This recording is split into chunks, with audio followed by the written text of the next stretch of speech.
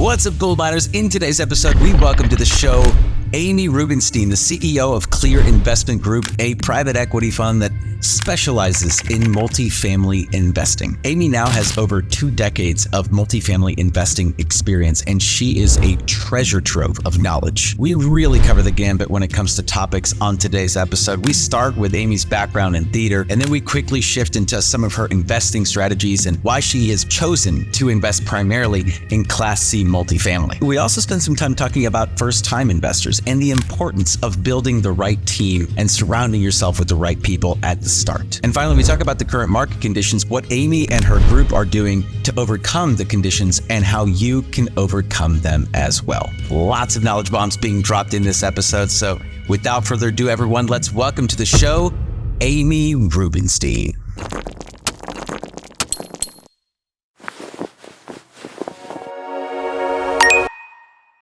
Amy, welcome to the Gould Mine. Thank you. I'm happy to be here. Yeah, well, I know that we share like a very common background. So I don't know if you know this, but like I have a theater background as well. And I was also a realtor. So that's great. There's not that many of us. I know, like actor turned realtor turned real estate investor. So how does that happen? Because you must get that question a lot, right? Because I know I do. They're like, how did you fall into all of that? You were an actor? I was that yes. Yeah. Mm-hmm. Yeah. Mm-hmm. I think it's I think because real estate is a relatively easy field to jump into without a huge background in real estate, for better or for worse. Anyone can enter the game of real estate. And I think that sort of, and then you can work the hours you want to work. And I think that kind of that flexibility paired with a artist lifestyle is a good pair. But it does use different parts of your brain. So it is unusual. I don't often meet a ton of actors who. How do you feel like that background has kind of influenced your approach? I think it makes me a better problem solver. I think it was a blessing and a curse that I came into the industry without a ton of preconceived notions. Also with running a team, I haven't really worked for another large company or any other company, really. I had lots of odds and ends jobs, but I never worked for a real estate company, so I didn't see how other people did it. And I think that has a lot of negatives too, right? There's a lot of reinventing the wheel. But it also allows us to come at things with a fresh set of eyes, to come at problems in creative ways, and not to have any preconceived notions of this is how you do things. So, pluses and minuses. Yeah, no, absolutely. And I really, that's an interesting take on it. Like it makes you a better problem solver. Well, you and I both know real estate is all about solving problems, right? Like the bigger the checks, the larger the problems you solve, right? So right. It's interesting that you say that. Here's another question for you, because there might be some agents listening to this podcast right now. And there's this weird thing where like, it's like the dealer that doesn't like dip into their own stash sort of syndrome, where like realtors and brokers don't often kind of make that leap into real estate investing. I don't know if you've noticed that as well, but I certainly have noticed it here in my area, where, like a lot of the realtors here in the area don't even own their own houses, right? So like, how do you break that cycle? To start investing in real estate? Exactly. Like, especially like being in it, right? Like a lot of realtors don't even start. Yeah. It's funny because I used to ask brokers that all the time in the beginning of my career. People, brokers can make really great money and really large check sizes without a lot of financial risk. They're risking their time or efforts because you can get through a lot of deals that fall through. But you don't have to put up capital to be a real estate broker, other than the rent for your office and your staff and such, and that's not nothing. But it is, I think, a less risky path and you can broker through any market. And so I think people get used to that income without having to take those risks. And when you look at going into a real estate deal and putting in a large chunk of money, doing that the first couple of times is kind of hard to swallow. So I don't know. Interesting. That's my take. Yeah, that's interesting. So kind of walk me through the path that you took, because it's definitely an interesting path. So you're in the theater, and then one day you just say like, I'm gonna start selling houses, right? So and then eventually you start investing into multifamily.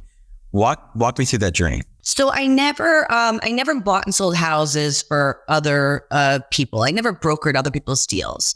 The way that I started was very accidental. I ended up buying a home and having to sell it 6 months later, and that wasn't the intention. I had nothing to do with real estate before, but when I bought the house, it was kind of a mess, and I fixed it up. And then when I sold it, I made money. So I thought, that's kind of interesting. And so then, having moved from there, I bought a condo, and the same thing happened, and it increased in value. And I thought, well, this is a whole lot easier to make money this way than all the other odds and ends jobs that I had as an actor at that time. Waitressing, I was substitute teaching, I worked in retail, like all sorts of different jobs. Yeah. And so I decided to learn a little bit about real estate. What was it, and how did it work, and how could I keep doing this? Because I thought, well, if I could do this with a house and a condo, maybe I could do this with a small apartment building. And so I studied to get my broker's license. And I had a friend who was working in investment banking, and he came across a model that analyzed multifamily deals, apartment deals, and shared it with me. And I started playing around with it, just analyzing deals that I would see. Until I felt like I understood it. And I found a deal that I thought was great. And at that point, I knew this much about real estate, a teeny bit. And I went out to a couple friends and family members and said, hey, look, I want to buy this apartment building. It's 6 studios. It's all vacant. It needs to be fixed up. And it's in a great area. And I think I can turn it around and sell it. And so I got a couple people to say yes. And did everything, kind of get it all going, and leased it up, and put it on the market, and sold it probably about 6 months later. And this wasn't because I was so smart. This was because the market was going up. And there was value add to it. So, that is what I do now, is I only buy deals that have extreme value add to them. The value add was, this was a vacant building that was sitting there. It needed to be fixed up and leased. And so that was the value add. But it was pushed forward and propelled by the fact that the market was rising. This was in 2003 that I bought my first building, and that's how I got into real estate.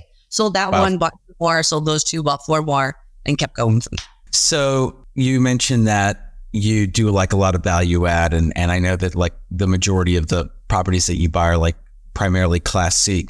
Come walk me through, is that correct? Like mostly Class C? Yeah. So walk me through why that is. Like why have you chosen to focus on that asset, like that specific class of multifamily? Yeah, I really love C-class assets or workforce housing for many reasons. Over the last 20 years, I've dabbled in all sorts of real estate and all different asset classes, but C-class is where I've really loved the most, where I've really done the best. A few things that I really love about it. I take over properties that are having a lot of problems, and I can turn them around pretty quickly. And I love seeing that transformation. It's very, very tangible. I can watch a property get cleaned up in a pretty extreme way. And you don't always get that with other asset classes. With A's and B's, they're not always deteriorated enough where you get to see that lift. And with D classes, you can't always get it to a better place. And so that's one of the reasons I really love C class. You can really see and feel the differences. I also really like the renter base. These are people who are going to be lifelong renters. They're renters by necessity. We're not competing with the home markets. We are trying to provide people with the best product possible, somewhere where they can feel safe to live, a place that they can feel proud of. We really love making our units look great and feel great, so that people are loyal to us, so that our tenants can see that we care and that we put efforts in a different way. When you're a Class A landlord, you're really focused a lot more on the design side, the amenities, the really higher end things. You're catering to a lot more disposable income, and I don't have that vision. I like to provide the basic needs in a really productive and beautiful way. It's just different. And then also the numbers in Class C real estate don't really compare to Class A real estate as far as cash flow. You just get a higher cash flow in Class C. How do you balance the need for like short-term returns? How do you balance that between like, okay, for example, you're renovating, a Class C, that's going to take a lot of cash infusion, right? Like that's going to take a large cash infusion to kind of get it up to speed. So when you're like underwriting these deals, how do you balance out the initial cash infusion with like the return aspect of it? Like what are you looking at in terms of your underwriting model? Like how do you balance the upfront cost versus like the long term, like the need for the return? So like, how are you looking at this? Yeah. So in the short term, when we're looking at a project, during our due diligence period, we're figuring out what does this project need as far as a capital infusion to get us to a place of stabilization. And so for stabilization, we're going to consider that to be market occupancy. So it's usually in the mid 90% range, or whatever that particular market is, somewhere between 90 and 98%. We're going to say rents are within a certain amount of market rents. When we look at market rents in a submarket, we're looking at like, what are the average rents of our type of asset class? We like to be right in that middle range. And then we're looking to make sure that we've taken care of all deferred maintenance, and that the buildings are safe and habitable, so that we don't have any code violations. We beautified them a bit. So those are the things that we need to get to. And so when we're analyzing building, we're saying how much is that going to cost for us to get there, and how long is that going to take?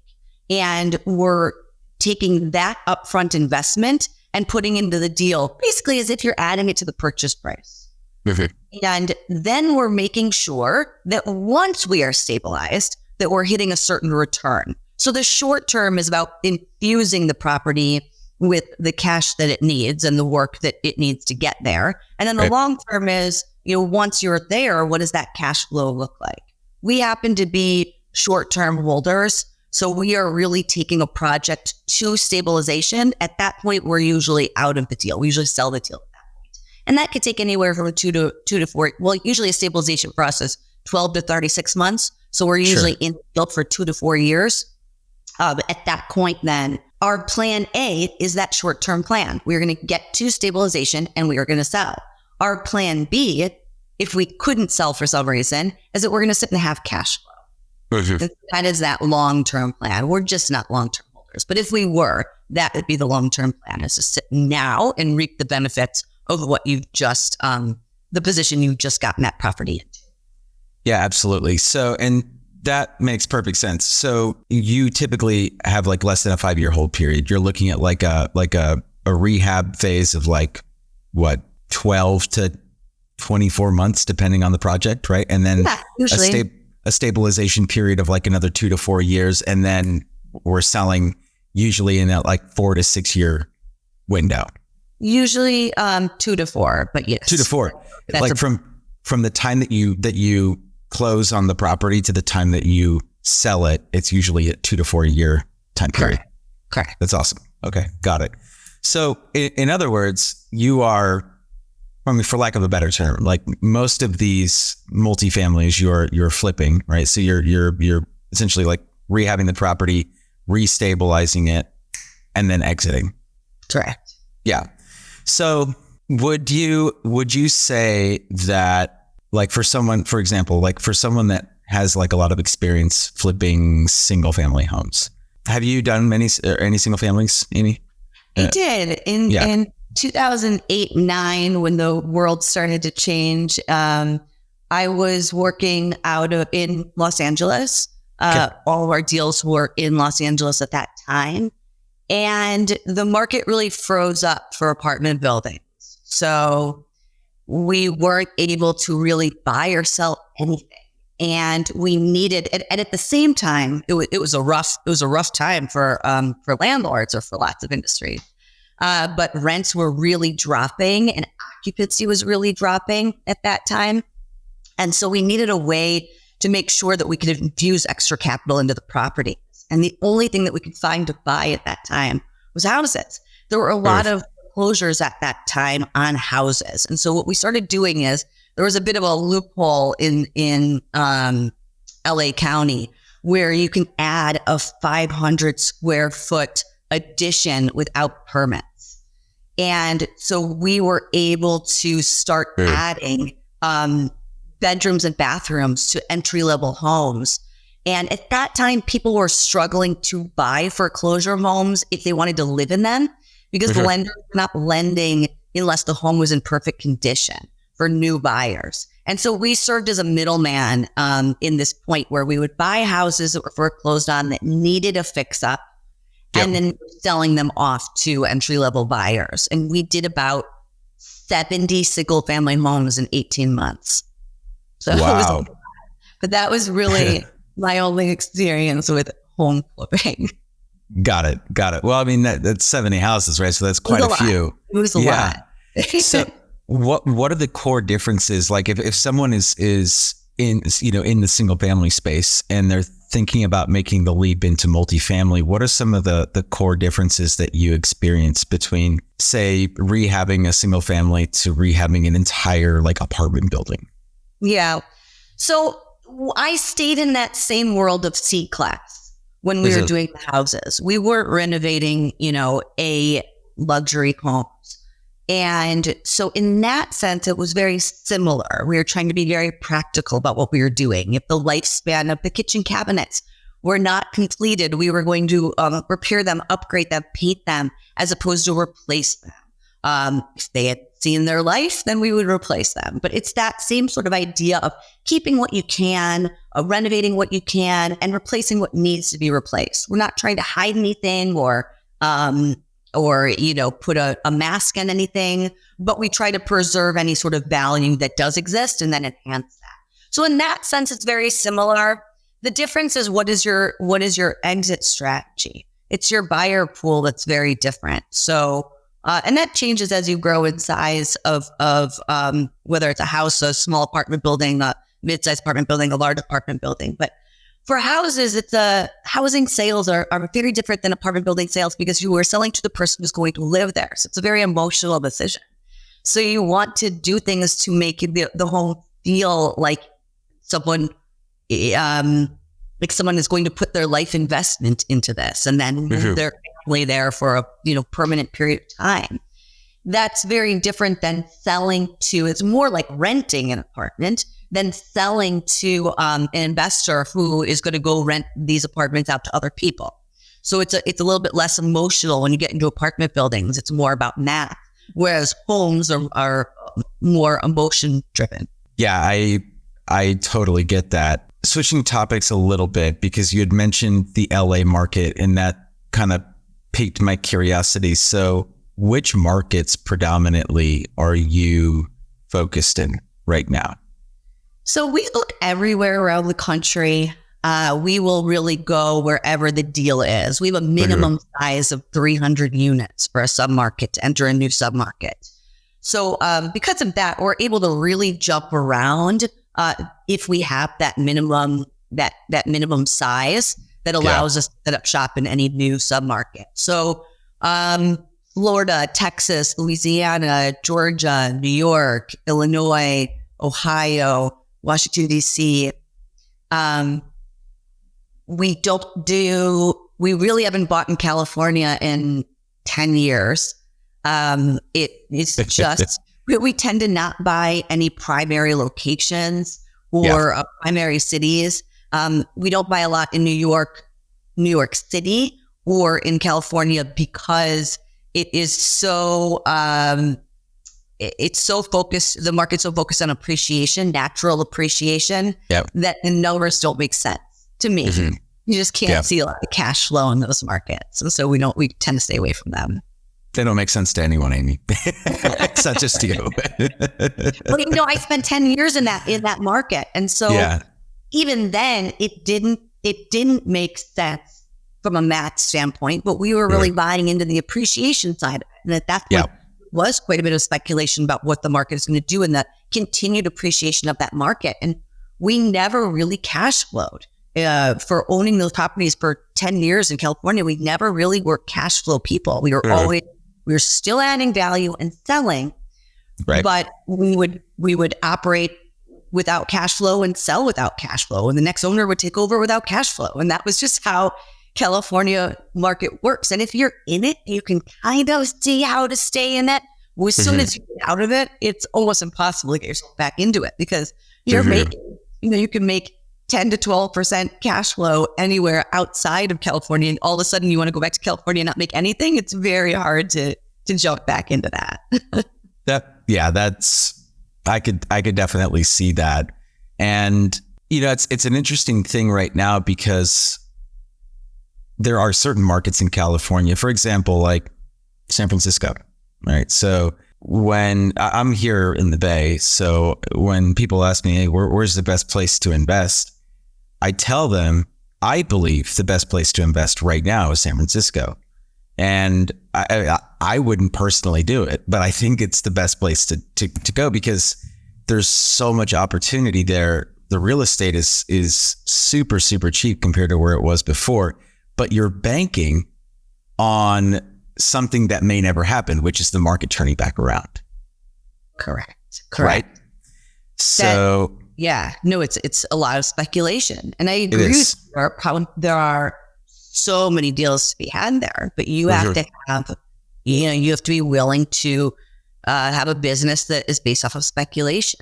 But that's not to say that people who buy there are going to be the ones who, 10 years from now are just rocking it.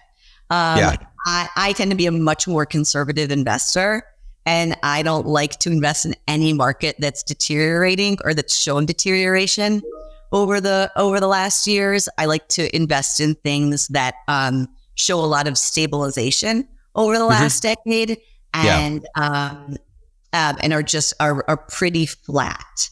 So it's not for me, but I agree with you that I think there are great opportunities there.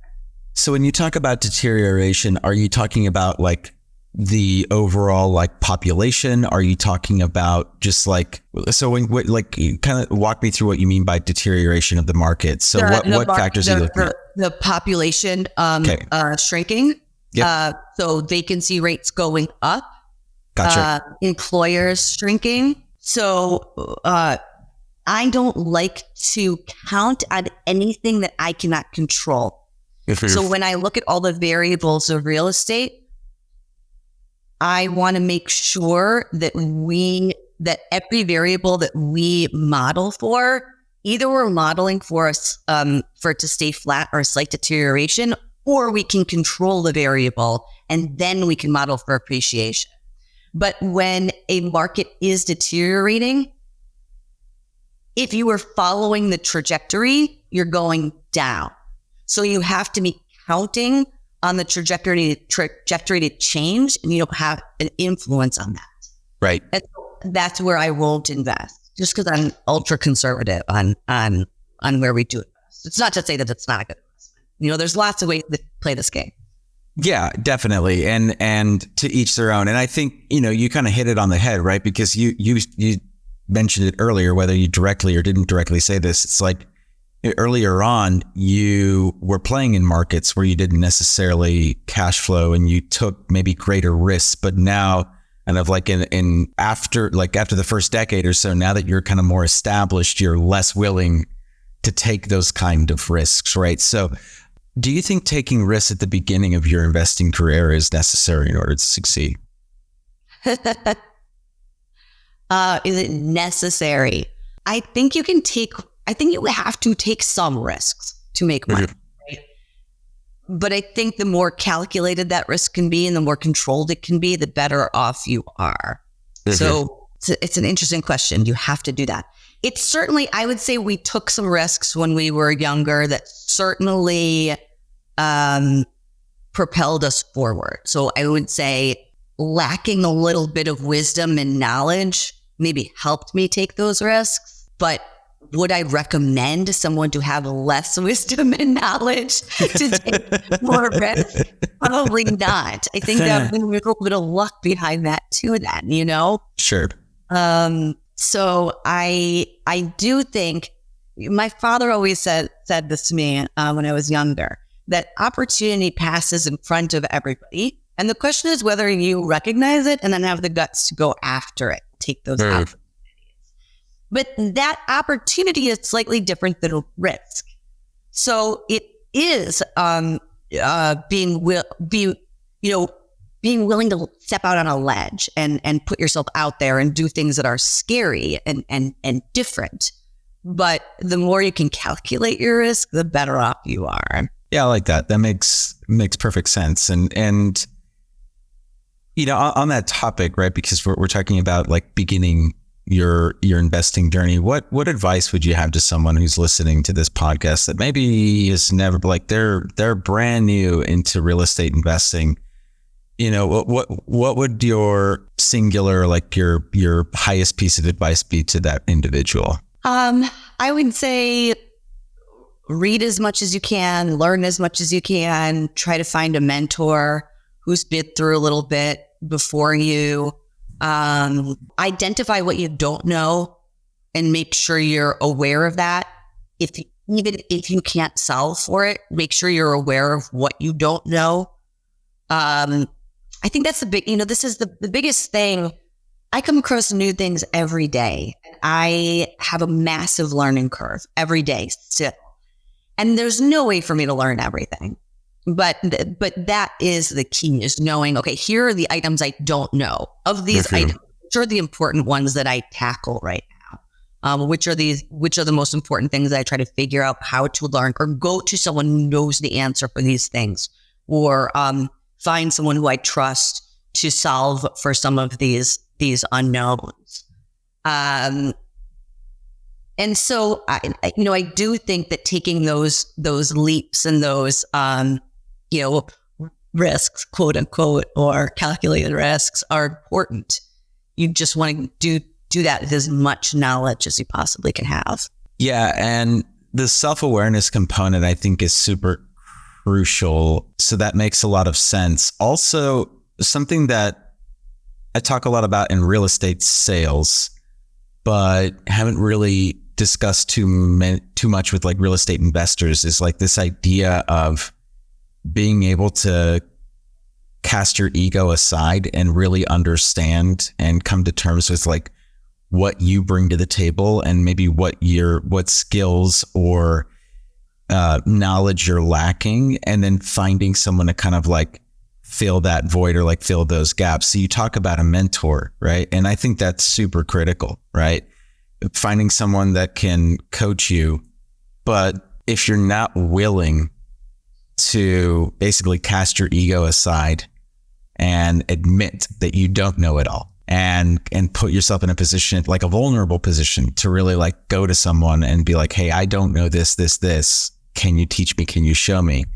So when you're like, if you were talking to someone that is just starting in their investing journey, where does someone go to find a mentor? Like, how does that happen? So I think that brokerage is an incredible way to learn about real estate.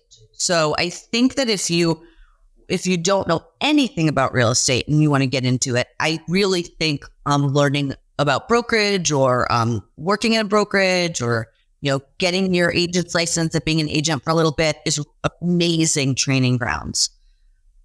So that's one place to go get it is from, and I would say, going to one of the larger brokerages is best because they have really good training programs. Like Marcus Millichap is a really good training program. CBRE, these companies have great training programs for agents. So that is one way to do it. Another way is to start joining some of these local associations, going to some of these local meetings where you're meeting other owners. I would say even as you're looking for a mentor, when you watch other people, when you're watching generally the market do one particular thing where everyone's following a trend, that's not necessarily the way to go. By the time you see the trend happening, it might be over, or it might be just because everyone else is doing something doesn't mean it's the way to do it. So, you often see markets get really, really heated, and then you're playing a game of hot potato, and the last person that makes a move is the one that, gets killed. So it's you just want to be careful of like really following the herd. But I think generally being open, like you said, ego, it is a massive killer of success. Mm-hmm. You just see things if you're so focused on yourself and you don't have that humble way about you. And so I would say definitely try to separate ego from everything that you do. It would help you find people to mentor you. It helps you. Also, everyone you do business with every day can be a mentor. I find mentors within the guy who runs the HVAC company that we work with, because he's teaching me key things I need to look for in, new heating and air conditioning unit. Right. I find mentors in my bankers who are teaching me about what their views on interest rates are. I can find mentors in brokers who sell to me because they know a submarket better than I do. I learn from people who buy from me and people who I buy from. I always try to keep incredible relationships with the people I do business with because I'm going to learn from them and I want repeat business. It's better for all of us. So I try to find everyone I interact with. I want to learn something. That's a really good point, and that's something that a lot of people don't really talk about. They talk about the mentors directly in the space, but like all of the vendors and the people that surround you, right? That could also be your network. And you make a really good point. So that's interesting that you say that. It's also other business owners that aren't even related to real estate. Finding any smart people, all businesses function with the same skeleton. It's just different lingo, right? You can be running a real estate business or a fast food chain or a corrugated cardboard company or whatever it is that someone is running.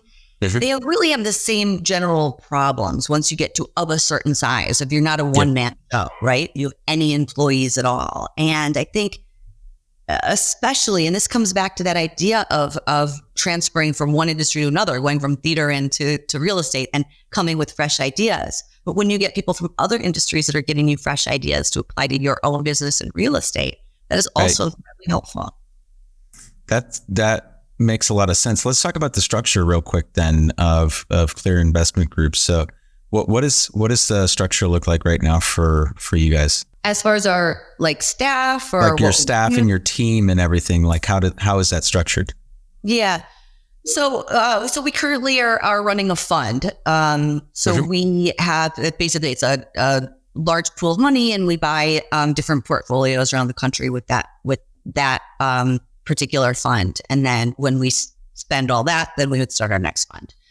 So the way that we're structured is we're based out of Chicago. We have about 20 people in our Chicago office, and those people are running the logistics of how the core of the company works. So we're running our back office here, our accounting. We're running brokerage out of here, our buying and selling. We're running our construction management, our asset management from here, and then everything else is on a property based. So then we have our regional managers, our area managers, and our regional managers. And then at the properties themselves, we have the head managers and then assistant managers, leasing agents, maintenance staff, construction crew. janitorial staff, and so on and so forth. So I would say each submarket has anywhere from 12 to 25 employees, and then the back office is all in Chicago. Gotcha. So how many funds have you kind of like gone through? How many cycles of funds have you gone through? Yeah. For a long time, we were buying our properties deal by deal. So we would raise each individual deal. Mm-hmm. Then we started doing it as regional funds. So we would have a group of properties in certain areas. And then we moved to a national fund. So this is technically our first national fund right now, gotcha. Where we're blending submarkets together. And we really wanted to do that to make sure that there was diversity in our portfolio for our investors. Because what we found over the last 20 years is our investors that made the most money were the ones that were invested in all of our deals. And we wanted to make sure we could give out that smoothed out return to our investors at any, whatever level they're coming in with us, that they're getting the benefit of being invested in many deals. So you were syndicating each deal like on a one by, you're syndicating each, like a one on, wow, tongue tied there. You were syndicating each deal one by one, and then you moved to a fund model, like a regional fund model. And then you went, full nationals. Do you wish, like in hindsight, and obviously like, hindsight's 2020, but like going back and like looking back at things, do you wish you'd like done more of like a national fund model from the get-go? Yes. In some ways, yes. From the very, very beginning, I don't think we could have learned how to do this on a national level. So I think we had to be local to really learn, because we really had to understand what do we need to watch on a day-to-day basis. So we had to be local, I think, in the beginning to really understand this business. After we understood it and once we were buying nationally, I do think that fund model is a better model for as far as risk, for reducing risk, because there's all sorts of things that could throw one submarket off. We owned a large portfolio in the panhandle of Florida, but we were constantly dodging hurricanes, and we were lucky. And we never had any issues, but I felt like every week it was like a hurricane was passing us to the left. It was passing us to the right. It was just like a matter of time. That diversity of geography would have been helpful there. Same thing with like during COVID. We saw different markets respond differently on many levels. As far as crime, the bigger cities got hit really, really hard, where our smaller tertiary cities didn't get hit with crime like that. But some of the smaller areas were a lot slower to come out with support, with funding for tenants to have housing support during those times. So every submarket had its own problems during COVID. And I think having that diversity would have smoothed out those problems. Makes a lot of sense. So this is more like a selfish question, because we spend a lot of time on like asset management and like how to pick the right market and renovating and Class C, all that. We haven't talked about raising capital. What are your core capital raising strategies right now for Clear Investment Group? Oh my God, it is so hard.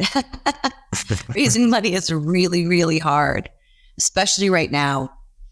It's funny because it's like the best times to invest are the times when people are the most scared.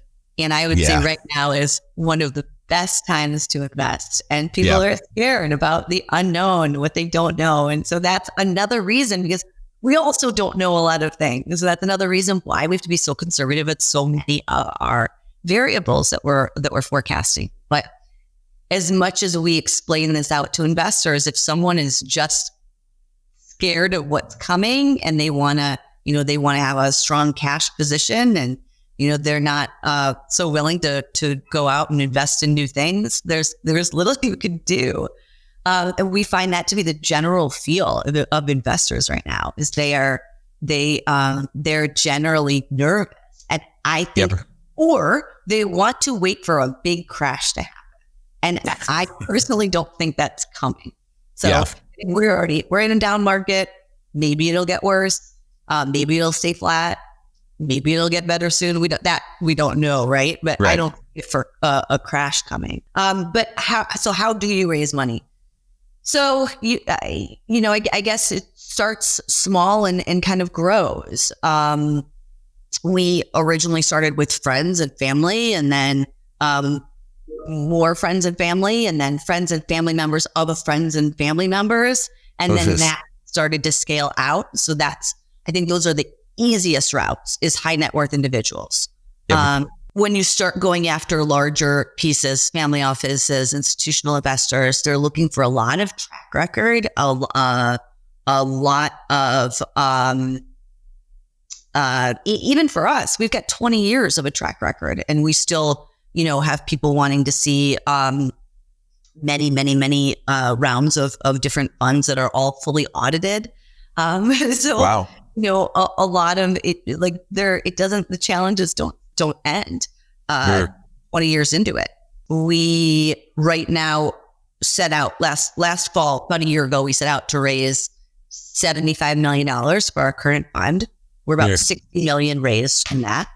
And it's been tough, I would say. Yeah. A lot of people want to sit and watch for a while. So when you do put a lot of time and effort into investors or taking investor meetings and meeting with people, I would say try not to look at only this current investment that you're raising as the end goal, but you're trying to build relationships. And so often I see someone will sit and pass on a deal and then pass on another deal and then pass on another deal. And after I show them 3 rounds of good returns that they missed out on, then they're more willing to come in on the 4th. So it just takes, showing everybody, here's what I have right now. They come in or they don't come in, you get a deal done, you move forward, and then you go back and show those returns back to everybody, and you start all over again, and you keep doing that. And just because someone says no today doesn't mean they're going to say no next month or the month after that or the month after that. And I think just keep going at it. People's cash positions change, people's tolerance for risk changes, people's appetite for different asset classes change, and you just keep going back and trying again and again and again. We're coming up close to time right now, but you had mentioned, I have a couple final questions for you here, Amy. The first one being, you had mentioned the market right now and the conditions, and now being an optimal time to invest because of, how, shit's hit the fan, right? Like everyone's kind of scared and everyone doesn't really know what to expect. When you look at the market right now and you see the opportunity, what opportunities do you see right now? And how long of a time window do you believe that opportunity will be there for? Specifically, let's stick to the multifamily sector, right? So specifically in multifamily, what opportunities are you seeing right now? And how long do you think that's going to last? So we're seeing right now that pricing for what we're buying is about 30% below where we saw it 18 months ago. So there's been a steep decrease in pricing, and that is very directly related to interest rates. Yep. As interest rates rise, people get scared and back away from buying. And so sellers are forced to reduce pricing, especially if they have to sell.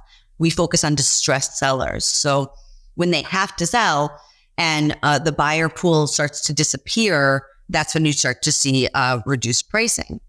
Now, interest rates today are not really that historically high. They certainly are higher than they were 12 months ago, but they're not in a crazy place. And I think if you underwrite for a higher interest rate, then you can pay a higher interest rate. So people say this all the time to me is, well, how do you buy deals when the interest rates are so high? Well, that's just a number. You just use the higher numbers, and now you understand what the deal looks like. So just because interest rates are high doesn't mean that they're bad. It's just a another number that has to change in your modeling. It's not a problem. It's just a number. So that's one thing. But that creates opportunity because you don't have as much competition in the marketplace right now. You also get some sellers who were hurt by interest rates rising. So maybe they were on a adjustable rate and their rates rose, and so they have to get out because of that. Right. That you could find deals because of that. But I generally always think there are good deals out there to be had in every market. I'm not a person that likes to sit on the sidelines and wait, because what are we waiting for? That's a speculation. We don't know. I don't like to try to time this market. I like to try to buy things based on what their value is, irrespective of what's going on in the outside market. So with there's lots of ways to look at deals where you can isolate them from what's going on in the marketplace to make sure you're buying a solid deal. But I do think we're in a downturn. I don't know how long we'll be here in this downturn. I think that we probably have some more time. I don't guess that interest rates are going to be slashed anytime soon, which would cause, some wild, buying spree for people. I don't see that happening. I also don't see interest rates, skyrocketing up anytime soon. I feel like we're going to hover within, 100 to 200 basis points for quite a long period of time.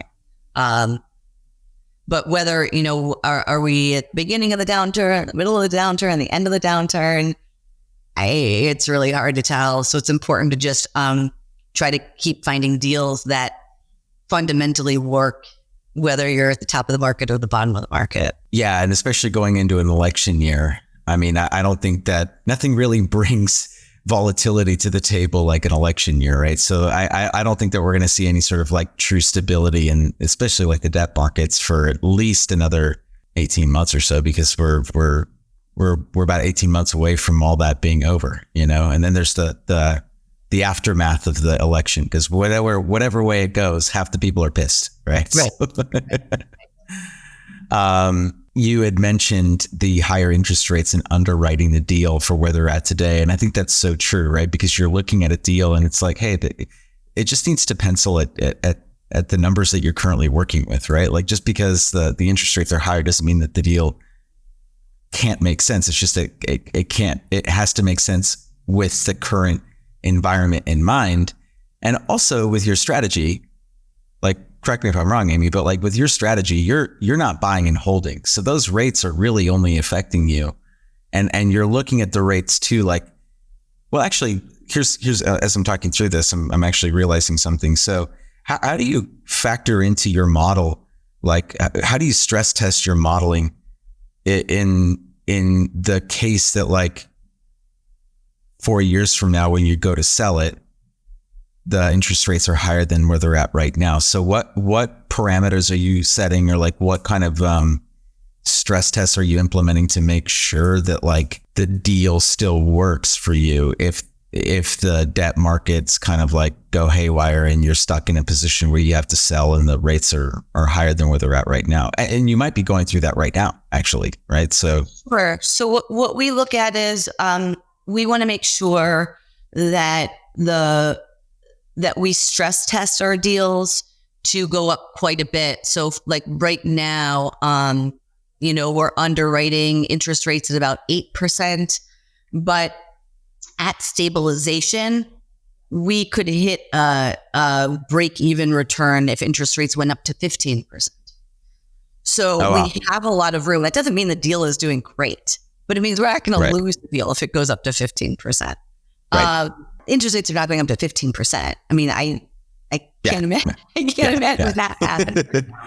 But let's say that they did. We want to make sure that we're looking at what our unlevered returns also are. So we want to look at the deal without any loan in it at all, and we want to see that we can get a decent return if we have no loan. Now that means you got to raise money to be able to have no loan. But our deals are usually returning around 7% if we didn't have a loan. So that's pretty solid. It means our deals are independent from interest rates in many ways. We also want to make sure that when interest rates go up, cap rates go up for sales. So if an interest rate's going up, a buyer wants to see that they can buy for a higher cap rate. That's going to help them be able to afford the higher interest rates. And so we model to sell at cap rates that are a full 100 basis points over where we think we're going to sell them or where they are today, so that we know that we have room for the market to deteriorate. Yeah. And then we hold any other appreciation, we hold steady as well to help us hedge. So we're going to assume that market rents are not going to increase. Market rent rates are not going to increase for the next 3 years. And we assume that that occupancy is not going to improve. And we just try to look at each variable and say, all right, nothing is going to get better and it might get a little worse. And we stress test for things to get a lot worse. Not that we're going to make great returns if things get a lot worse, but that we're going to be fine. But that given things get a little bit worse, that we're going to be great. Yeah, that makes a lot of sense. And so it sounds to me like you're looking at a couple different variables. You're looking at the entry rate versus the exit rate, and you're testing to see like how high can the rates go and we still break even. You're looking at unlevered returns, and then finally you're looking at the cap rate adjustments as time goes on and making sure that you're good even if the rate fluctuates a little bit, or the trading rate fluctuates a little bit. So that makes a lot of sense. Amy, in traditional Gould Mine fashion, why don't you leave us? Why don't you leave the audience with a final gold nugget? I would say this year our biggest focus is on our team and making sure that the team is functioning really, really well. And I think it's more important than ever to, and as our company grows and as I have more time to reflect on what's going on, I just realized that that the teamwork between all of our staff is crucial, and that you could have the same deal do very well or perform very poorly based on the staff and how they work together, the turnover of the staff, the ownership that staff feels towards the project. And so I would say just don't underestimate all the people that you work with, and that it's, it can be a one-man show in the very beginning, but as it starts to grow, every player on that team is so crucial and can really make the difference of a good deal or a bad one. Yeah, I love that. That's I think that's true across a myriad of industries, but probably not one that a lot of investors think about, right? Because they come into this and it's probably usually a solo play at first, but having that vision of the foresight to know that you got to build out a great team, I think is a great piece of advice. So thank you so much, Amy, for stopping by. Yes, and this was a lot of fun. So thanks for coming, and hope to get to do it again sometime soon. Thank you. Likewise. All right.